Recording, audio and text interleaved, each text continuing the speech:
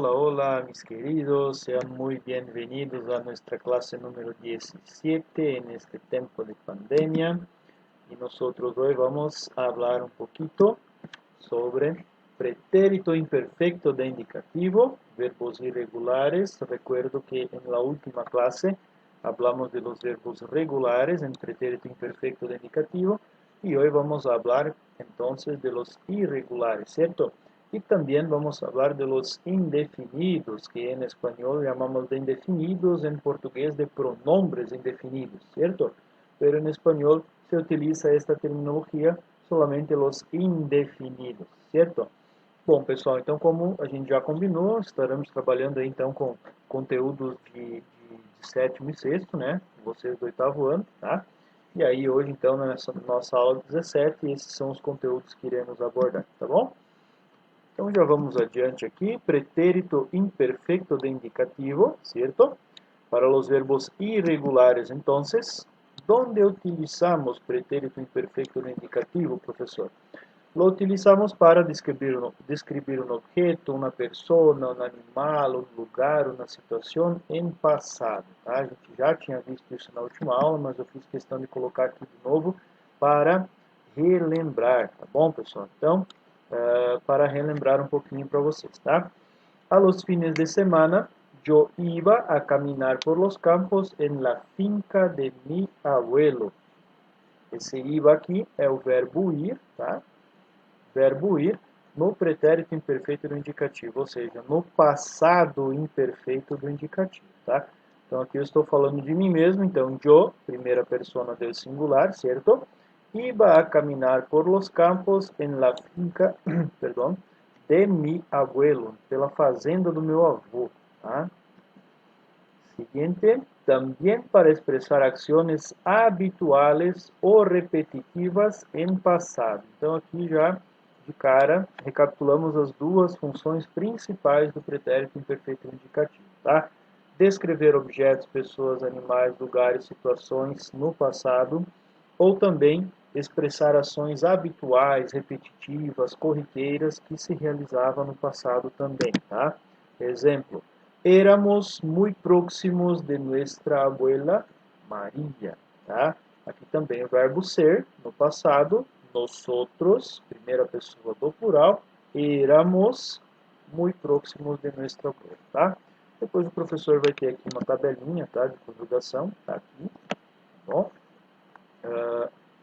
Para que vocês tenham uma ideia melhor, né, de como funciona aqui a conjugação, tá? Então, a tabelinha, a tabla de conjugação dos verbos irregulares em pretérito imperfeito do indicativo, tá? Tem mais, tá, pessoal? Mas esses aqui são os mais utilizados, tá? Verbo ir, verbo ser, verbo ver, tá bom? Então, aqui. Olha aqui do último exemplo lá que o professor passou para vocês, ó. Éramos, tá? Nós outros. Éramos muy apegados, muy ligados, tá? Quero exemplo aqui, só voltando aqui. Muy próximos, perdão, tá? Então, éramos muy próximos, tá vendo aqui, ó? Nós outros, tá? Éramos muy próximos. Pessoal, esses aqui, como eu falei, são os mais utilizados, tá? Nós temos outros verbos regulares também, né? Mas esse aqui, olha como ele é bem irregular, né? Olha só, verbo ir. Yo iba, tá? Passado, tá? Tu ibas, ele, usted iba. Então, primeira, segunda e terceira pessoa do singular. Nosotros íbamos, vosotros ibais, ellos, ustedes iban. Então, aqui as três pessoas do plural. Tá? Dessa forma, nós temos também o verbo ser e o verbo ver. Olha aqui, ó, o infinitivo do verbo é ser. E quando eu uso o imperfeito do indicativo aqui no passado, eu era. Tá? Então, olha que diferente, é bem irregular, né? Mudou totalmente o verbo na hora de conjugar. Tu eras, ele, usted era. Fica igual, primeira e terceira pessoa sempre ficam iguais, né? Nosotros éramos, vosotros erais, eles, ustedes eram. Também o verbo ver aqui, ó. Eu veía, tu veías, ele, usted veía.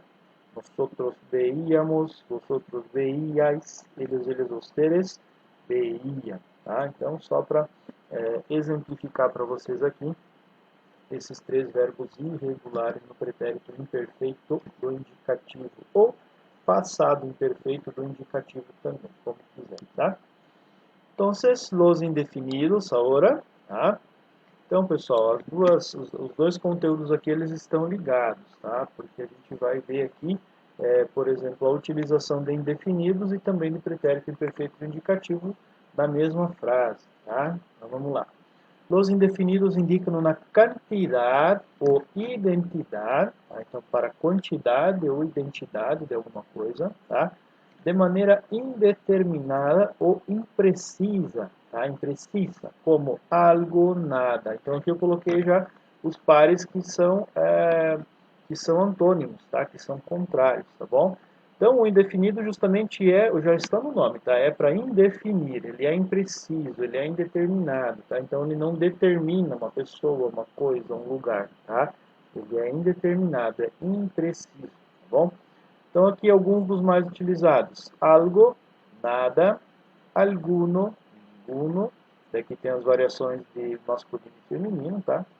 Vários, alguien, nadie, outro, qualquer ou qualquer, mucho ou mucha, muchos ou muchas, tá? Então aqui varia em singular e plural, masculino e feminino, tá? Pouco ou bastante e assim por adiante, tá? Aqui, exemplo. Puedes hacer algo por mim? Esse algo aqui é general, é geral, é vago, tá, pessoal? Ele não determina.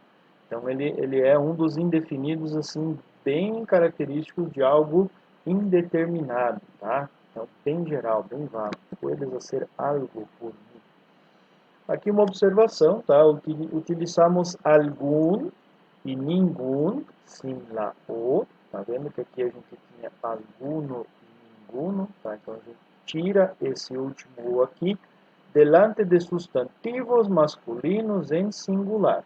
Então essa particularidade aqui, ela se observa diante apenas de substantivos masculinos no singular. Quando for feminino ou plural, fica ninguna, ninguno, tá? Ningunas, assim por diante, tá? Somente diante de substantivo masculino singular é que perde o último ozinho aqui, tá? Ficando algum e ninguno. Olha o exemplo. Não tenho nenhum livro de português para prestar. Tá? Então aqui eu não tenho nenhum, sem o o aqui, ó, nenhum livro. Por quê? Porque livro, né, é um substantivo masculino que está no singular. Tá? Então não preciso utilizar aqui esse último o, tá? Não preciso não devo utilizar, tá? Não tenho nenhum livro de português para prestar-te, tá? Siempre, atenção, siempre utilizamos nada para coisas e nadie para personas. Muitos alunos confundem essas duas palavras e acabam utilizando uma no lugar da outra, tá? Acabam utilizando nadie quando querem dizer nada. E nada é para coisas, não tem nada naquele lugar, não tem nenhum móvel, não tem carros, não tem outras coisas para coisas, objetos. E nadie para personas. Não há nadie caminhando por la calle, não tem ninguém caminhando pela rua, por exemplo. Tá? Aqui, pessoal, eu coloquei para vocês alguns indefinidos do espanhol. Ok? Aqui estão compilados todos, na verdade, tá? Então, aqui, eu não vou ler tudo com os exemplos porque fica muito longo, tá, pessoal? Mas eu vou, na medida do possível, tentar classificar um pouquinho eles aqui, tá? Los que variam em gênero e número. Então, aqueles que variam em singular e plural e masculino e feminino, tá? Algum e as variações, outro, mucho, pouco, demasiado, todo, cierto e tanto. Esses aqui são os indefinidos que variam em gênero, tá? Masculino e feminino, e em número, singular e plural. Tá bom? Acá, solo variam em número, ou seja, só variam em singular e plural, não tem gênero. Bastante, qualquer, tá? Que fica qualesquiera. Então, bastante, bastantes, qualquer, qualesquiera, no plural. Quien quiera, quienes quiera, tá bom? e aqueles que só variam em gênero e não variam em singular e plural. São sempre singular e plural igual, mas variam em gênero. Vários ou várias, nenhum ou ninguno, ninguna. Tá bom? Então, essa é a classificação. E aqueles que são invariáveis, os que são invariáveis, não variam, tá?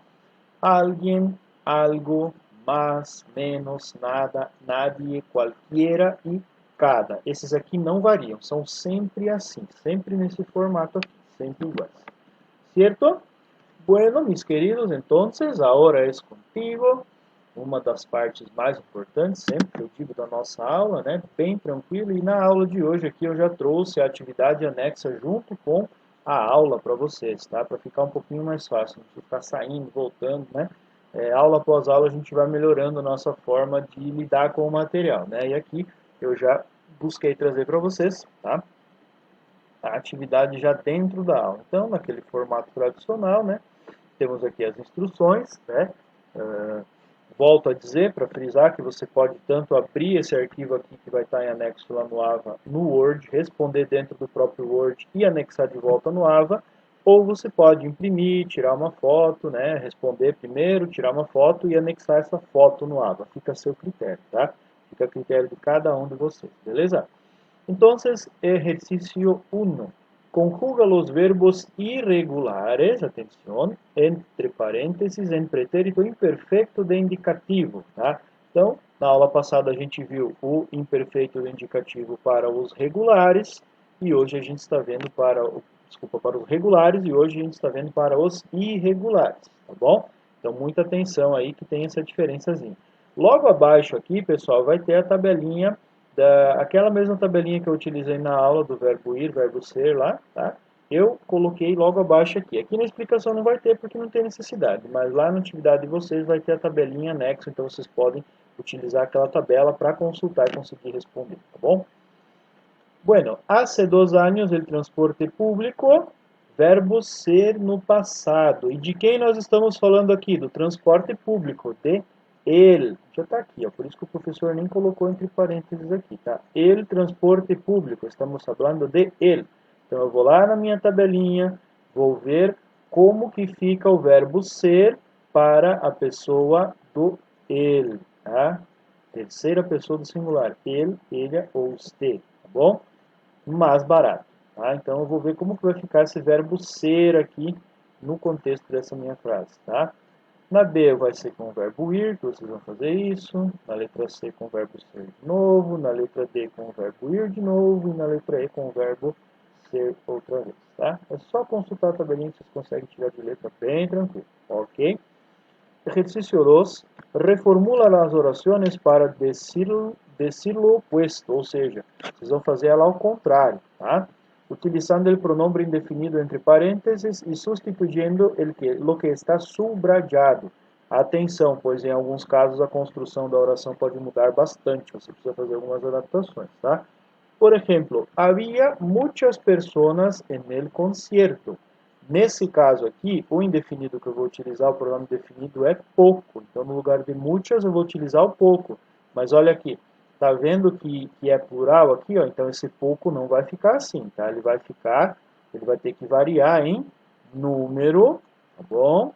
E vai ter que variar em gênero também. Olha aqui, ó. Aqui tá muitas e aqui tá pouco. Então aqui tá feminino e aqui tá masculino. Então vai ter que variar, vai ter que trocar, tá? Então na hora de escrever, reescrever a sua frase, tem que fazer as adaptações necessárias, tá? Assim vocês vão fazer com a letra B, onde o pronome definido é alguém, tá? Nadie, você vai trocar por alguém e vai fazer as adaptações. Na letra C, o nadie você vai trocar por qualquer, fazer as adaptações. Na letra D, el todo, você vai trocar por nada e fazer as adaptações. E na letra E, algum você vai trocar por nenhum e também fazer as adaptações que sejam necessárias. Certo, mis queridos? Um grande abraço a todos. Desejo que estejam todos muito bem. E se vocês ainda tiverem dúvidas, a gente conversa daqui a pouquinho no nosso chat, tira dúvidas. E não esqueçam que nós faremos a correção destas atividades também durante o chat. Beleza, meus queridos? Valeu, um abraço e até mais. Tchau, tchau.